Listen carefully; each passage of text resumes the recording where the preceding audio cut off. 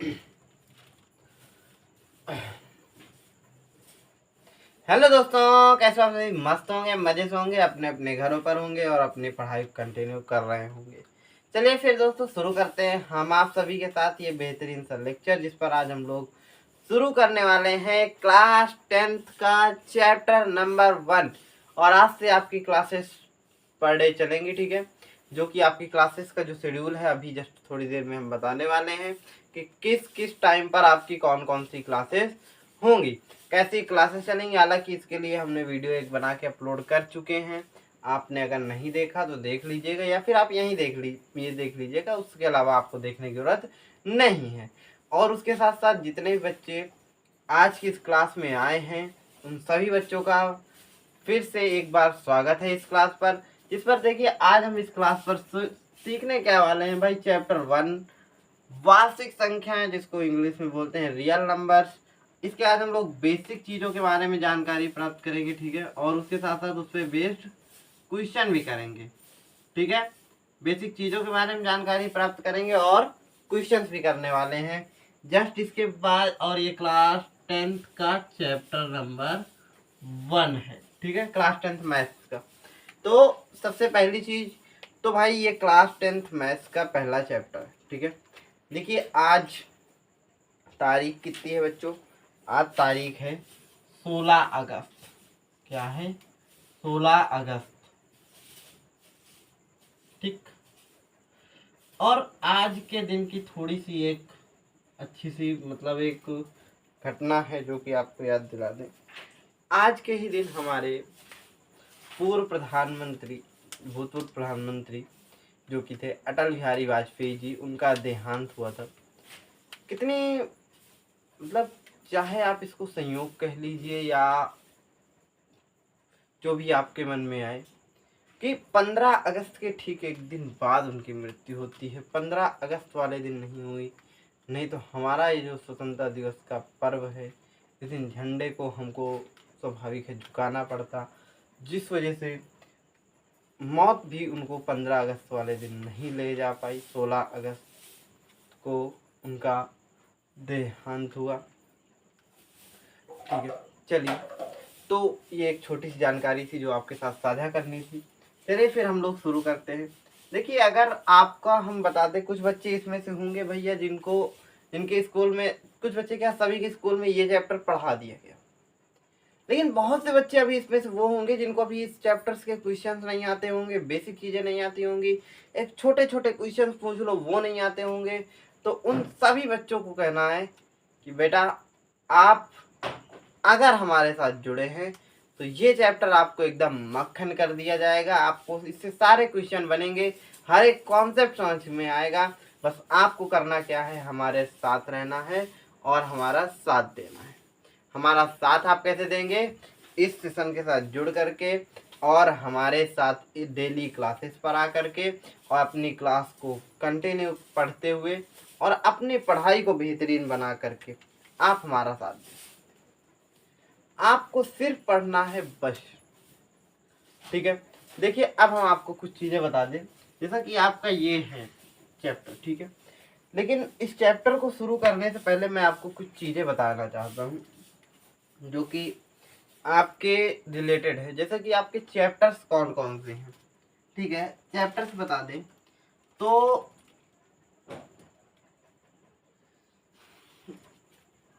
जैसे पहला चैप्टर आपका है वास्तविक संख्याएं।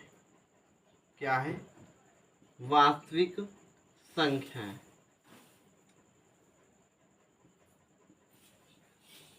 दूसरा चैप्टर आपका है बहुपद। क्या है? बहुपद। तीसरा चैप्टर आपका है दो चर वाले रैखिक समीकरण। दो चर वाले रैखिक समीकरण युग्म।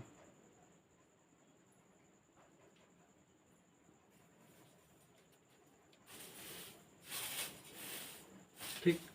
तीसरा चैप्टर आपका, चौथा चैप्टर आपको मिलेगा द्विघात समीकरण। क्या? द्विघात समीकरण। उसके बाद पांचवा चैप्टर आपको मिलेगा समांतर श्रेणी।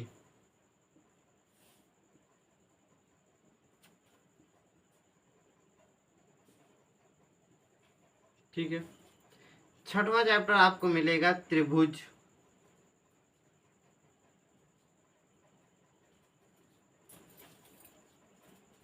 सातवां चैप्टर आपको मिलेगा निर्देशांक ज्यामिति।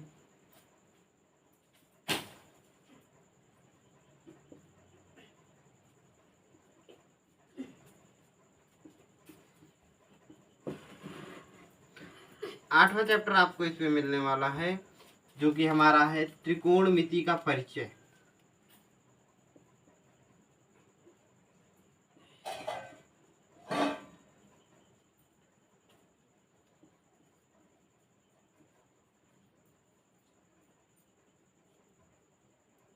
ठीक है। इसके साथ साथ नवा चैप्टर आपको मिलेगा जो कि हमारा क्या कौन सा है, त्रिकोणमिति के अनुप्रयोग।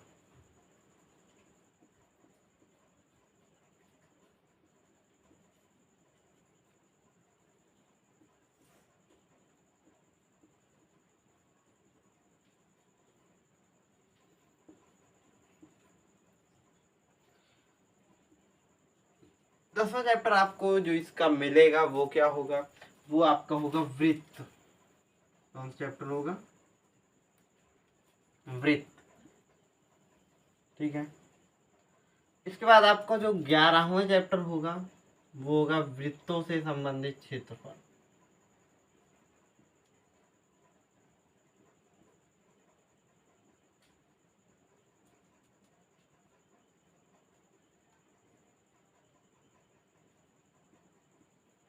ठीक है। हाँ, कुछ बच्चे जिनकी पुरानी बुक होगी उन पे 11वें चैप्टर, जो 11 नंबर पे चैप्टर होगा वो रचनाएं लिखा होगा, जो कि बोर्ड के सिलेबस से, आपके सिलेबस से हटा दिया गया। ओके, चलिए 12 नंबर चैप्टर हमारा क्या है। 12 नंबर चैप्टर आपको पता है क्या है, पृष्ठीय क्षेत्रफल और आयतन।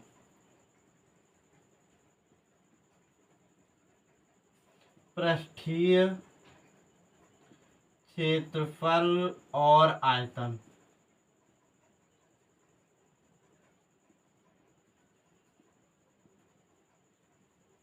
बारह के बाद 13वां चैप्टर आपका जो पड़ेगा वो एक और बेहतरीन और सुंदर सा चैप्टर है। क्या नाम है उस चैप्टर का, वो चैप्टर आपका है सांख्यिकी।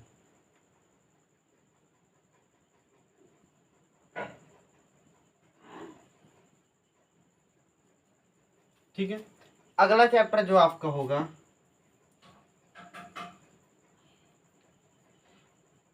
14वां चैप्टर होगा, वो होगा आपका प्रायिकता। ठीक है।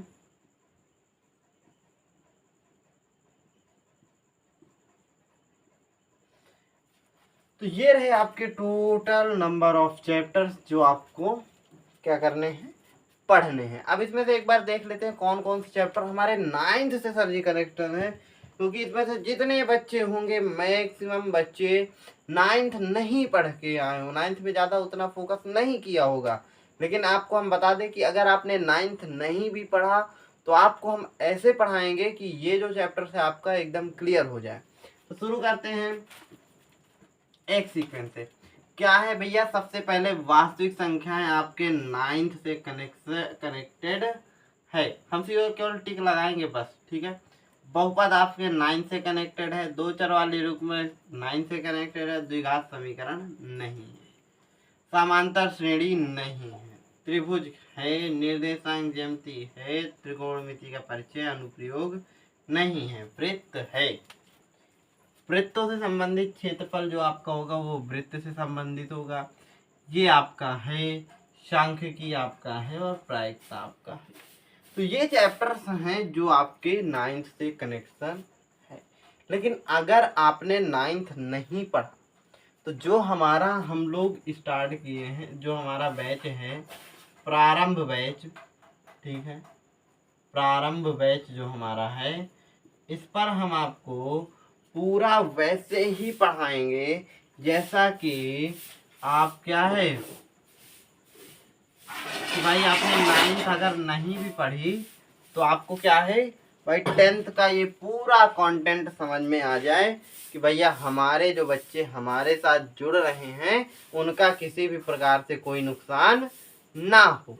ठीक है, तो चलिए फिर हम आप ये जो आपके साथ सिलेबस डिस्कशन करना था, कौन कौन से चैप्टर्स हमारे हैं, ये डिस्कशन हो गया है। ठीक है, चलिए फिर हम इसके बाद शुरू करते हैं पहले चैप्टर के बारे में।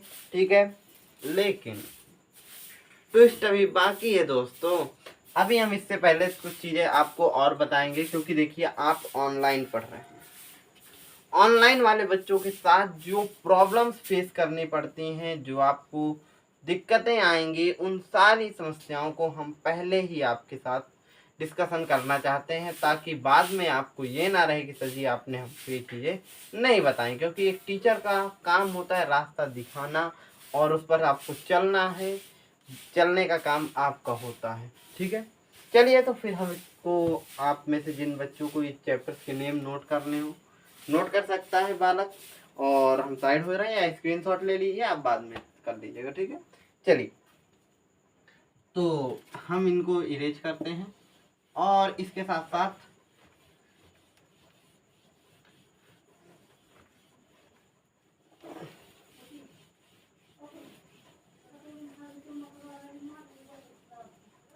चल ठीक है,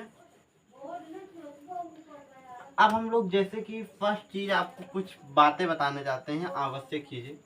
सबसे पहली चीज बच्चों एक ही याद रखिएगा कि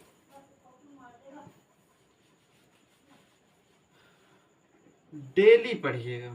ठीक है, डेली पढ़िए। क्यों? क्योंकि डेली अगर आप पढ़ते हैं ना, डेली पढ़िए, जिससे कि आपको हो जाए, या ठीक है, डेली पढ़ना से आपको एक रूटीन बना रहेगा पढ़ाई के प्रति। क्योंकि आपको पता है बूंद बूंद से घड़ा भरता है। जब आप डेली पढ़ेंगे, डेली डेली पढ़ेंगे, तभी आपका वो बेहतरीन रिजल्ट देगा। ठीक है, डेली डेली पढ़ेंगे तो लास्ट के लिए आपको बहुत ज़्यादा पढ़ने के लिए नहीं रहेगा। दूसरा पॉइंट भाई, रिवीजन पर फोकस करना।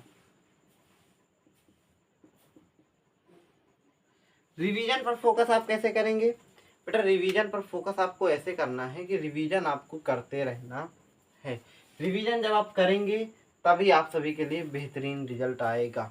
क्यों? क्योंकि आप जब पीछे की चीज़ें आप मतलब जैसे आपने पहला चैप्टर पढ़ा, तो पढ़ने के बाद आप जब दूसरे चैप्टर में आ रहे हैं, तो पहला चैप्टर धीरे धीरे आपको कुछ चीज़ें, कुछ कॉन्सेप्ट आपके गायब होने लगते हैं।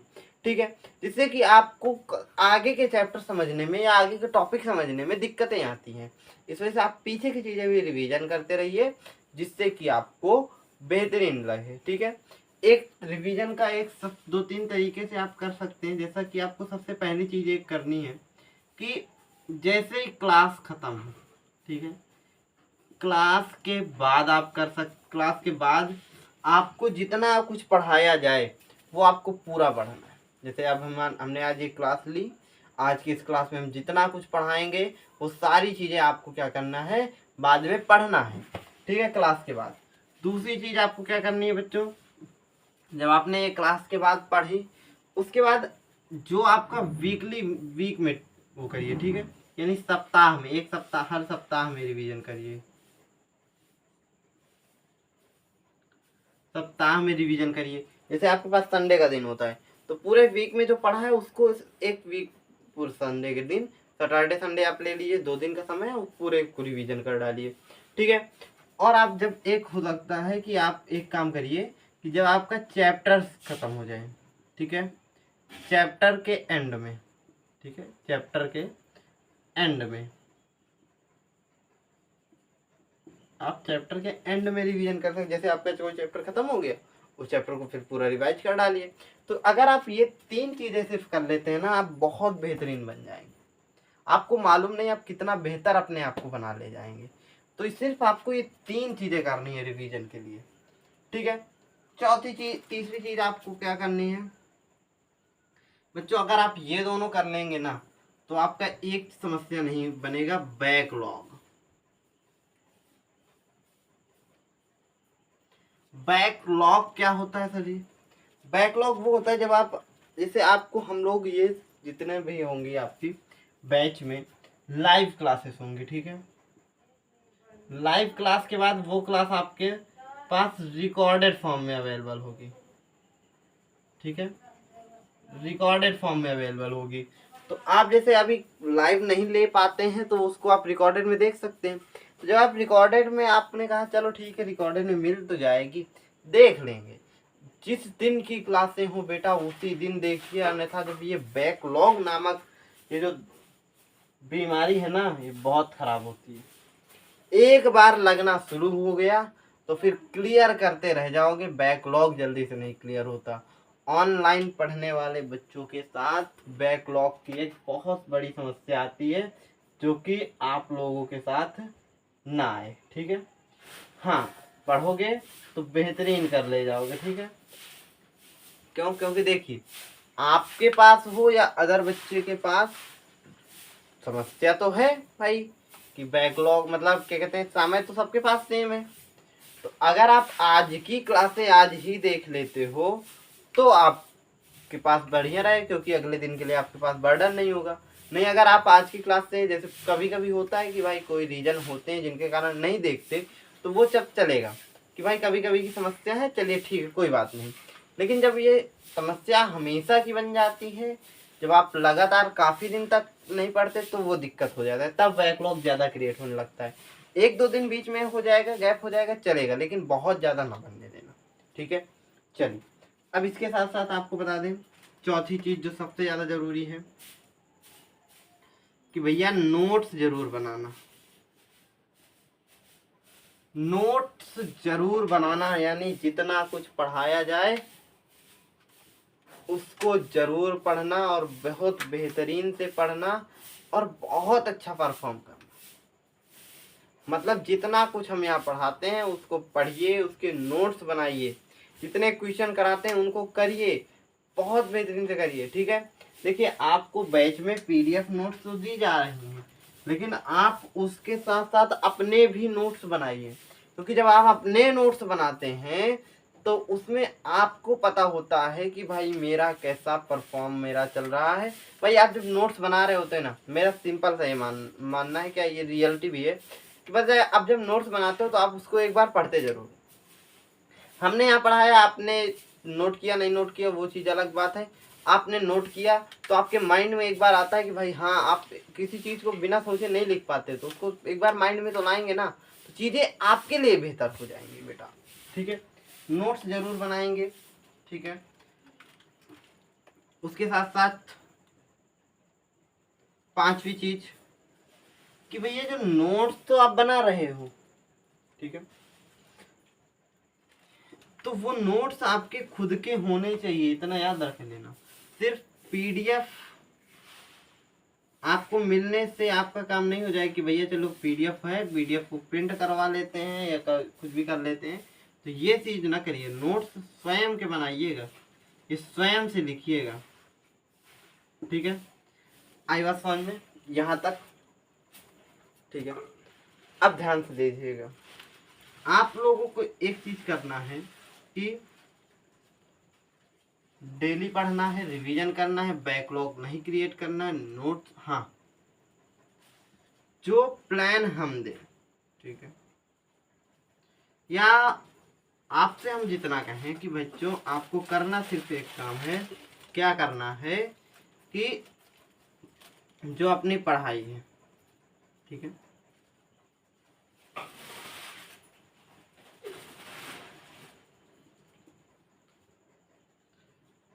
पढ़ाई को एक तरीके से करो। कैसे?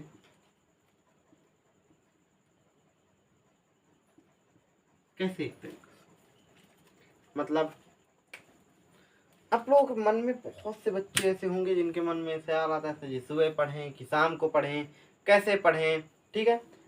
देखो, इसका कोई सॉल्व मतलब आपके अकॉर्डिंग जो समय आपके लिए बेस्ट हो उस समय पर पढ़ो, बट एक सीक्वेंस से पढ़ो, एक अच्छे तरीके से पढ़ो।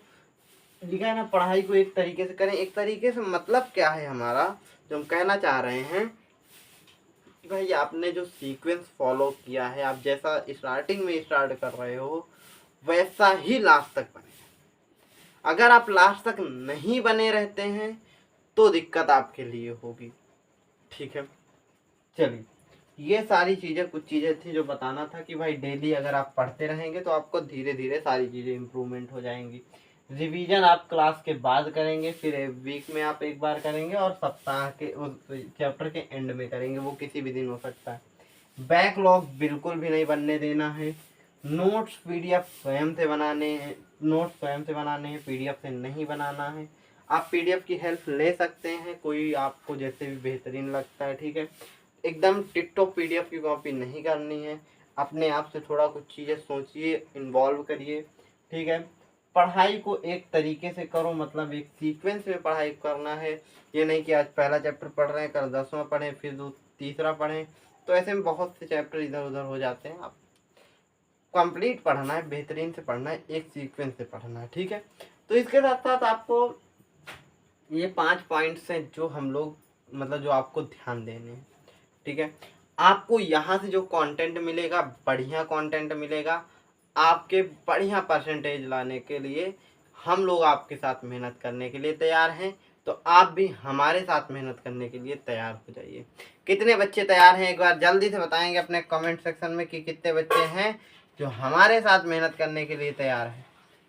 बता जल्दी से, ऐसे कितने बच्चे हैं या बच्चियां हैं जो हमारे साथ मेहनत करने के लिए तैयार हैं और जो कहते हैं कि हाँ सर जी हम आपके लिए तैयार हैं, आप बस शुरू कर दीजिए। चलिए, तो अब इसके बाद हमारे पास बताने के लिए और कुछ ज़्यादा नहीं है, अब हम लोग डायरेक्ट चैप्टर पर आएंगे। ठीक है, बस एक चीज़ थोड़ा सा आप लोगों को टाइम टेबल बता दें। जैसा कि आपको पता है, ठीक है, आज 16 अगस्त है, रविवार का दिन था। ठीक है, हमने आज से क्लासेस स्टार्ट करने के लिए बोला था, तो आज से हमने स्टार्ट किया है। कल 17 अगस्त को एक त्यौहार है जिसको हम लोग बोलते हैं गुड़िया का।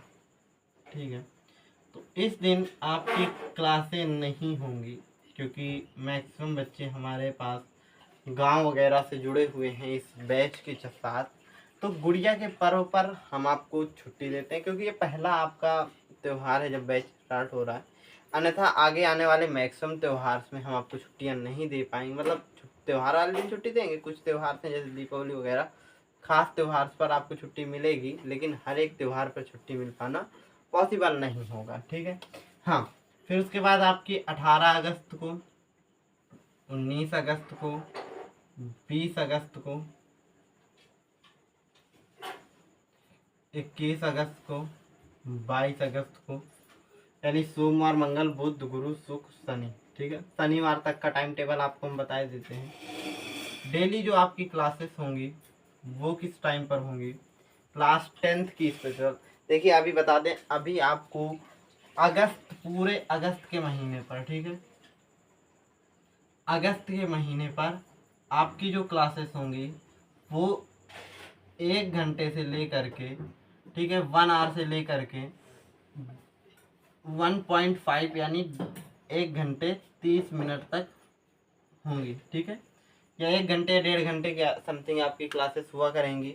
ठीक है, लेकिन अगस्त के बाद जैसे ही हमारा सितंबर लगता है तो आपकी क्लासेस की जो संख्या है, लेंथ है, वो बढ़ जाएगी। आपकी पर एक एक क्लास 2-2 घंटे की होंगी, जो कि पर डे आपकी 2-2 घंटे क्लासेस होंगी। ठीक है, जिससे कि आपके पास आपको, क्योंकि अभी आपने शुरुआत की है, आपको थोड़ा सा बैठने की आपकी आदत बने। ठीक है, इस वजह से आपको बहुत क्लासेस अभी नहीं दे रहे हैं।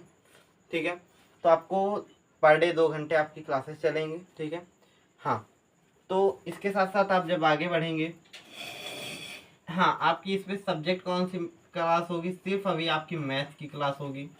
ठीक है, मैथ्स के अलावा अभी आपके कोई सब्जेक्ट, अदर सब्जेक्ट की क्लासेस नहीं होंगी। ठीक है, तो सभी बच्चे अभी मैथ्स की क्लास का एंजॉय करेंगे इस वीक में। इस वीक के बाद से आपकी एक और क्लास ऐड कर दी जाएगी जो कि होगी। ठीक है, हाँ, इस वीक के बाद आपकी एक और क्लास ऐड कर दी जाएगी क्योंकि यहाँ मैथ्स की जितनी भी क्लासेस चलेंगी ये सारी आपकी 1 आवर की होंगी। ठीक है, ठीक है, कितने की होंगी, 1 आवर की सारी क्लासेस होंगी, मतलब 40 से 50 मिनट के अराउंड आपकी क्लासेस होंगी, ठीक है, या 1 घंटा भी लग सकता है क्लासेस में, कोई बड़ी बात नहीं है, ठीक है। तो ये सारी क्लासेस आपकी कितनी देर की होंगी, 1 आवर की क्लासेस होंगी, जो कि आप सभी को यहाँ से प्रोवाइड की जाएंगी, ठीक है। तो सही बच्चे पर डे आएंगे। टाइमिंग क्या रहेगी सर जी, ठीक है, टाइमिंग आपकी बच्चा लोग ये रहने वाली है कि फर्स्ट डे मतलब जो आपकी क्लासेस की पूरी टाइमिंग रहने वाली है, तो इसमें से अगर कोई है जो 9th 10th 11th 12th का भी बच्चा है, तो वो भी ध्यान दें कि आपकी जो क्लासें होंगी 9 बजे आपकी क्लास स्टार्ट होगी 12th की, ठीक है, 9 बजे नहीं स्टार्ट होगी, ये 9 बजे एंड होगी, ठीक है।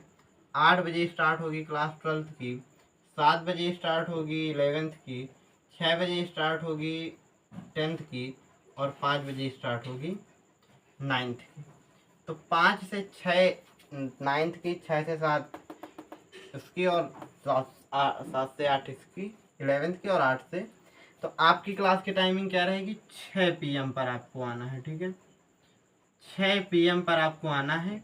और जो आपकी एक क्लास हम लोग बढ़वाने वाले हैं, उसकी पहले तो कोशिश हम कर रहे हैं कि अगर इसी वीक में हम कर सकें, ठीक है, इसी वीक में अगर हम कर सकें तो इसी वीक में करते हैं, स्टार्ट करते हैं, ठीक है, नहीं तो आपके नेक्स्ट वीक से आपकी वो क्लासेस भी स्टार्ट हो जाएंगी, ठीक है। तो 6 PM पर आपकी ये सारी क्लासेस रहेंगी, आपको 6 PM पर हमारे इसी यूट्यूब चैनल पर आना है, ठीक है। हाँ, एक चीज़ और बता दें, यूट्यूब जो हमारा है इन्फिनिटी कॉन्सेप्ट YT,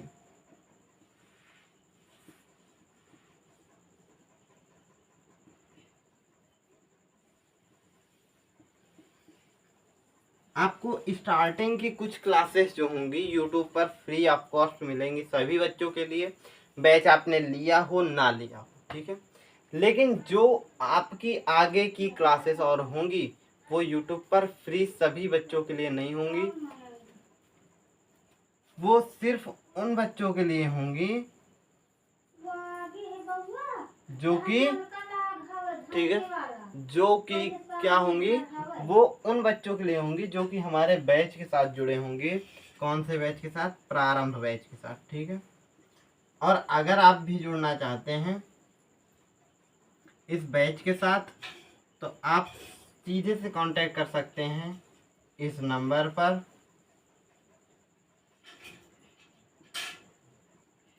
ठीक है, ये नंबर है, यहाँ भी लिखे दीजिए क्या नंबर है।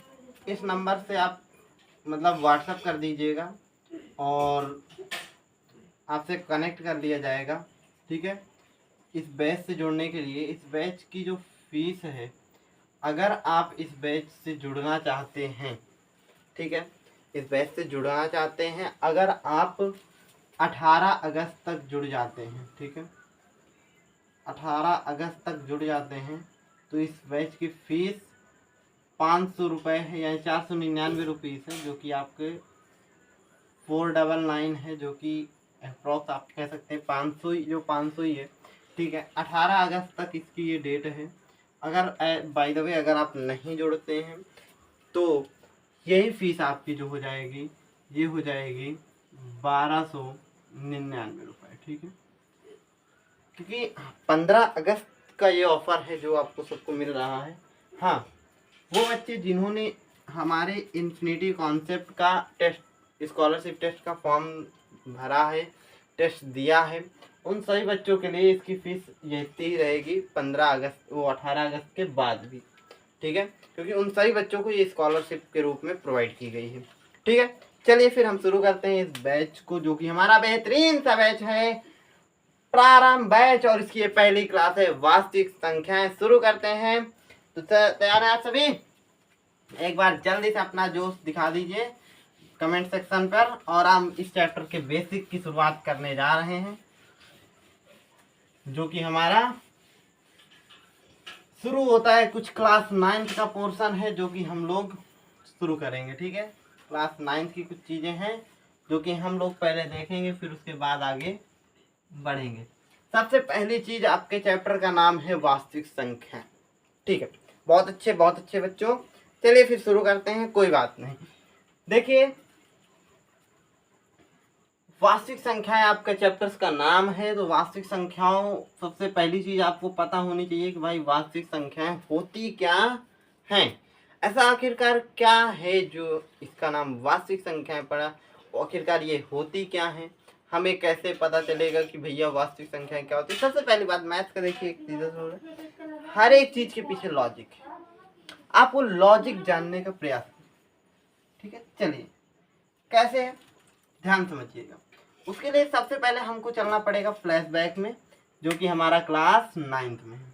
सबसे पहले हमने पढ़ा था कि भैया हमारी कुछ संख्याएं होती हैं जिनको हम लोग बोलते हैं प्राकृत संख्या, यानी नेचुरल नंबर, जिनको हम लोग क्या करते हैं भैया प्राकृत संख्याएं बोलते हैं, जो कि हमारी क्या होती हैं 1, 2, 3, 4, डैश डैश, ठीक है। मतलब ये हमारी अनंत तक जाती है, ठीक है, कोई लिमिट नहीं। फिर उसके बाद हमने पढ़ा था कि सर जी हमारी एक संख्याएं और होती हैं जिनको हम लोग बोलते हैं पूर्ण संख्याएं।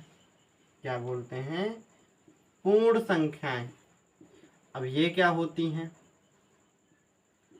देखो ये चीज जो अगर इनके डिटेल्स में जानना है तो अभी क्लास 9th की जो क्लास हुई है उसमें हमने ये सारी चीजें बताई हैं, ठीक है, वो आप वहां जाके देख सकते हैं, ठीक है। चलिए, ये 0 से स्टार्ट होते हैं, 0, 1, 2, 3, 4, 5, डैश डैश, ठीक। मतलब कि अगर हम प्राकृत संख्याओं में 0 को सम्मिलित कर देते हैं तो हमारी पूर्ण संख्याएं मिल जाती हैं, ठीक है। हाँ, या हम इसको ऐसे लिख सकते हैं कि भाई पूर्ण संख्या में हम सिर्फ 0 लिख दें और बाकी प्राकृत संख्याएं तो पूरी इसमें सम्मिलित हैं, ठीक है। अब हम अगर बात करें तो हमारा अगला संख्याओं का टर्म जो हमारा आता है वो होता है क्या भैया, पूर्णांक होता है। क्या होता है, पूर्णांक होता है। ये माइनस इन्फिनिटी से लेकर के कॉमा डैश डैश करके, या यहाँ थोड़ा सा नीचे लिख दें, माइनस इन्फिनिटी से लेकर के, ठीक है, कॉमा डैश डैश करके पूरी निगेटिव वाली संख्या, या शॉर्ट में लिखें तो निगेटिव नंबर्स, निगेटिव और पॉजिटिव पूर्णांक, जो पूर्णांक संख्याएं हैं वो उनके ऊपर अगर हम माइनस और प्लस लगा देते हैं तो वो हमारी पूर्ण संख्याओं के ऊपर तो हमारी बन जाती हैं पूर्णांक, ठीक है। हाँ, ये कभी भी बटे में नहीं मिलेंगी, दशमलव के रूप में नहीं मिलेंगी, पूर्णांक की खासियत है, ठीक है। अगर हम बात करें अपने अगले टर्म की, तो पूर्णांक के बाद आती हैं हमारी परिमेय संख्याएं। अब परिमेय संख्याएं क्या होती हैं गुरुजी, ये भी बता दीजिए, आपने बताया तो परिमेय संख्याएं। अब परिमेय संख्याएं क्या होती हैं कि भैया जिनको हम p/q के रूप में लिख सकते हैं, मतलब अंश और हर के रूप में लिख सकते हैं, और q का मान डज नॉट इक्वल 0 होता है, q 0 नहीं होना चाहिए बस, तो वो हमारी क्या होंगी, परिमेय संख्याएं होंगी, ठीक है। एक हिसाब से जैसे हम कह दें 3/4, 2.5, क्यों, क्योंकि इसको हम बटे के रूप में लिख सकते हैं। यहाँ से दशमलव हटाओ, नीचे एक लगा के 0 बढ़ाओ, तो 25/10, ठीक है। अगर यही हम बात करें अगला हमारे परिमेय संख्याओं की, तो अगला हमारी परिमेय संख्याएं कौन सी होती हैं, मतलब अगली संख्याएं कौन सी होती हैं, वो होती अपरिमेय। कौन सा, अपरिमेय, अपरिमेय संख्याएं,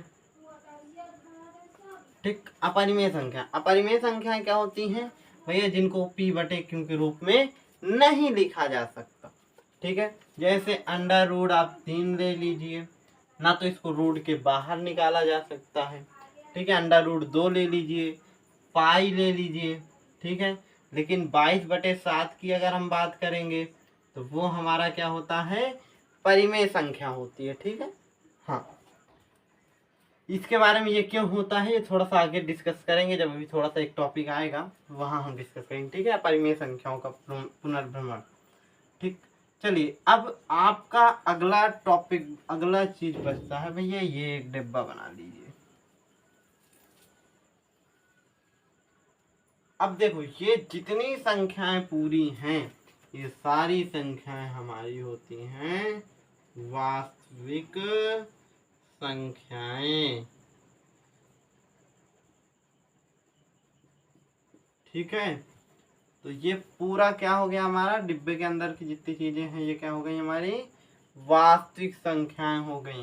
ये डिब्बा पूरा हमारा क्या दिखा रहा है कि इस डिब्बे के अंदर जितनी संख्या है वो सारी संख्याएं कौन सी हैं, वास्तविक हैं। तो आई बात समझ में यहाँ तक कि भाई वास्तविक संख्या होती क्या है। अभी सिर्फ समझा है आपने, अभी इसकी परिभाषा भी लिखाएंगे, चिंता न करिए। ठीक है, तो सबसे पहले सबसे छोटी प्राकृत संख्या है। अब ये बड़ा गोला है तो मतलब इसके अंदर प्राकृत संख्या है, तो मतलब पूर्ण संख्या 0 और प्राकृत संख्या पूरी वो हो गई। निगेटिव पॉजिटिव इनके आगे लगा दो तो ये हमारे हो जाते हैं पूर्णांक। अगर इसकी बात करें तो ये हमारा कौन सा हो गया भैया, परिमेय संख्या है। कौन सा, p/q, q does not equal 0। ठीक है, और अपरिमेय संख्याओं की अगर बात करें तो भैया जिनको p/q के रूप में नहीं लिखा जा सकता। ठीक है, और वास्तविक संख्याएं जो ये पूरी संख्याएं हैं ये होती हैं। ठीक है, चलिए तो यहाँ तक समझ में आया। किसी को सर्कल बनाना हो बना लीजिए।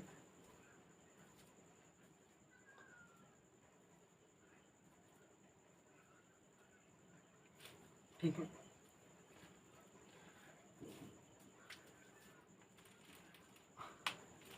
ठीक, चलिए ये चीज़ें अगर आपके समझ में आ गई हैं तो इन पर आधारित कुछ 2-4 छोटे छोटे प्रश्न कर लेते हैं। ठीक है,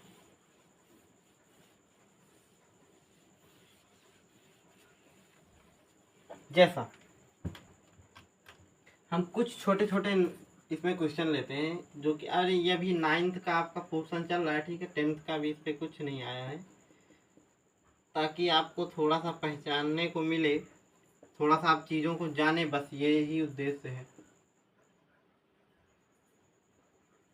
ठीक है, जैसा आपका पहला क्वेश्चन कह दिया जाए कि 0.42। ठीक है,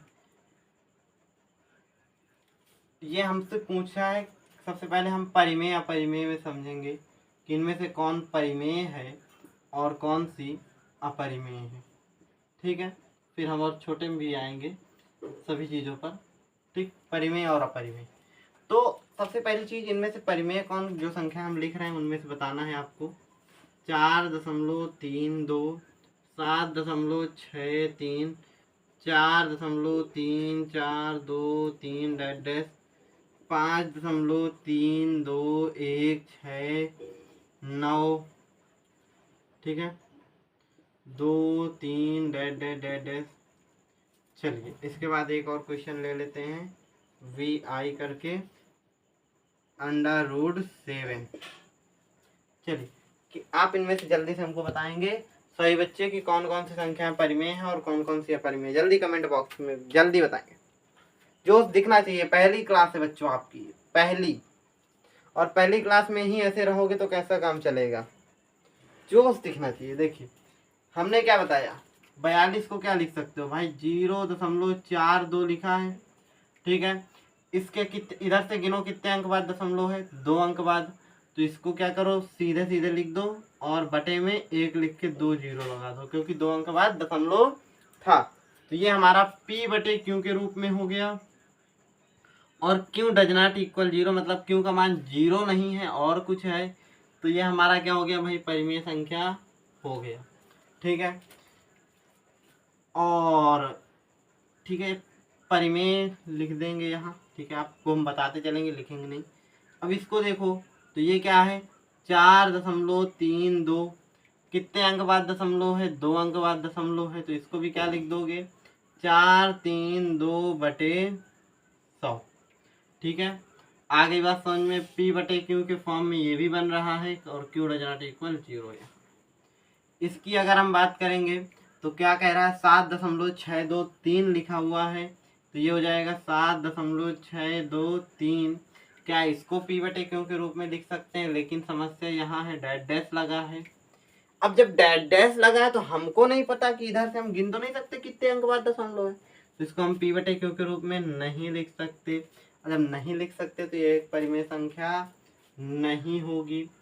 अब यहाँ भी देखो सेम प्रॉब्लम, डैश डैश लगा है, नहीं होगी।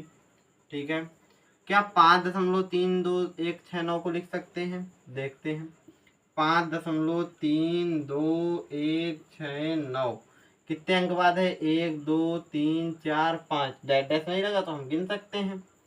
तो कितने अंक बाद था? 5। तो 5 लिख के 3 लिख दो, 2 लिख दो, 1 लिख दो, 6 लिख दो, 9 लिख दो और 1 2 3 4 5 अंक, खत्म।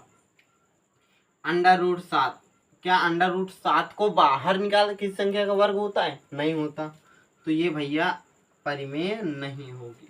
ठीक है, केवल अगर जो √ से बाहर निकाल यानी किसी संख्या का वर्ग हो जाए, 7 है, 7 किसी का वर्ग नहीं होता तो ये अपरिमेय होगा। लेकिन अगर ये 4 होता, 4 2 का वर्ग होता है तो वो क्या हो जाती? परिमेय हो जाती। ठीक है, तो ये रहा आपके साथ कुछ परिमेय अपरिमेय संख्याओं के साथ ये हमारा सेशन। ठीक है, और इसी के साथ साथ जो हमारा इसमें से कुछ क्वेश्चन और ले लेते हैं। ठीक है, हमको इसमें से ये बताना है कि पूर्णांक कौन से हैं। ठीक है, और पूर्णांक में भी बताना है कि ये पॉजिटिव है या निगेटिव है। ठीक है, चलिए जैसे अगर हम ले लें पहला नंबर 4/3, सेकेंड नंबर 12/4 और फोर्थ नंबर ले लें 3 और थर्ड नंबर होगा ये, और ये फोर्थ नंबर हमारा हो जाएगा। लाइट डाउन हो रही है, कोई बात नहीं, चलिए बस क्लास वैसे भी लगभग 40 मिनट की हो गई है, एंड ही करना है। ठीक है, इस टॉपिक को ख़त्म करते हैं और फिर अभी इसको हम तेज कर देंगे। ठीक है, चलिए देखते हैं क्या हो जाएगा।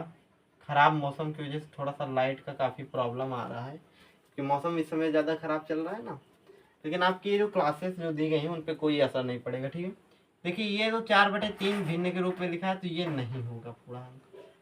ये लिखा है लेकिन 4 3 12 होता है, यानी 3 आ गया। 3 हमारा पॉजिटिव इंटीजर है। 3 हमारा कैसा है? पॉजिटिव इंटीजर है।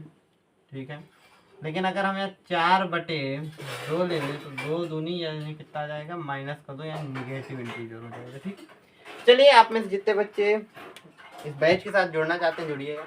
नेक्स्ट क्लासें आपको यूट्यूब पर ही मिलेंगे अभी। ठीक है, तब तक के लिए tata bye bye, see you, जय हिंद जय भारत।